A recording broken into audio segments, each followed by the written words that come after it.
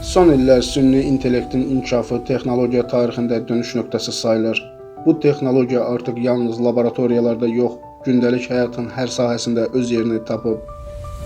Əvvəllər yalnız fantaziya filmlərində gördüyümüz ağıllı sistemlər indi real dünyada qərarlar verir, analiz edir, danışır, yaradır. Bu sürətli inkişaf isə bir çox insan və qurumlardan narahatlıq doğurur. Bu narahatlıq sadəcə texnologiyaya qarşı qorxu deyil, həm də bu texnologiyanın gətirə biləcəyi sosial, etik və hüquqi problemlərlə bağlı dərin düşüncələrdir. İlk və ən əsas səbəb nəzarət məsələsidir. Süni intellekt sistemləri öz qərarlarını insan müdaxiləsi olmadan verməyə başladıqca, onların davranışları üzərindəki insan nəzarəti zəifləyir. Belə bir güc düzgün idarə olunmadıqda və ya səhv proqramlaşdırıldıqda fəsadlar qaçılmaz olur.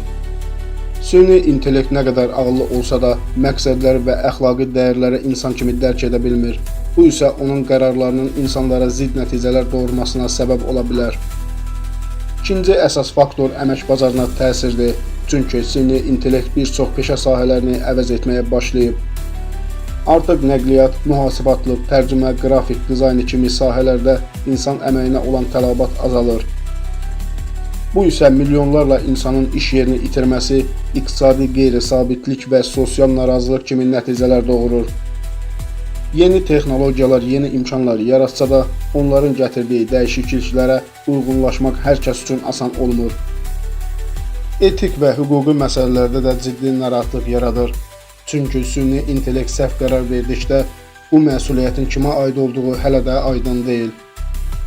Bundan əlavə, saxta məlumatların yayılması və süni intellekt vasitəsilə yaradılmış reala bənzər görüntü və səslər informasiya təhlükəsizliyini və cəmiyyətin informasiya mənbələrinə olan inamını sarsıdır.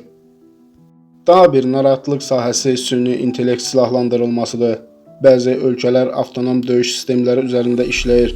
Bu sistemlər hədəf seçmək və hücum qərarı vermək qabiliyyətinə malikdir. İnsan nəzarəti olmadan hərbi qərarlar verən süni intellektlər beynəlxalq təhlükəsizlik üçün böyük risk yaradır. Nəhayət, süni intellektin yaradıcılıq və qərar vermə sahələrində insanla rəqabətə girməsi insan dəyəri və kimliyi haqqında sualları aktuallaşdırır. Bu texnologiyanın nə qədər inkişaf etməsindən asılı olmayaraq, insanın mənəvi və sosial dəyərləri texnologiyadan üstün tutulmalıdır. Süni intellekt nə dostdur, nə də düşmən. O neytral bir gücdür. Onun necə istifadə olunacağı, hansı məqsədlərə xidmət edəcəyi isə insanların seçimindən asılıdır. Əgər bu güc düzgün qaydalar və nəzarət mexanizmləri ilə yönəldilərsə, insanlığa böyük faydalar verə bilər. Əks halda idarə olunmaz və dağıdıcı nəticələr doğura bilər. Gələcəyin necə olacağı bugün verilən qərarlardan asılıdır. Texnologiyaya deyil, onu idarə edən insan ağlına və iradəsinə güvənmək zamanıdır. Videonu izlədiyiniz üçün hər birinizə təşəkkür edirəm. Süni intellekt haqqında bu cür mövzuların daha çox insan tərəfindən bilinməsi və düzgün qiymətləndirilməsi vacibdir. Əgər siz də bu texnologiyanın gələcəyi ilə maraqlanırsınızsa və düşüncələrinizi bölüşmək istəyirsinizsə, şərhlərdə yazmağı unutmayın. Sağ olun.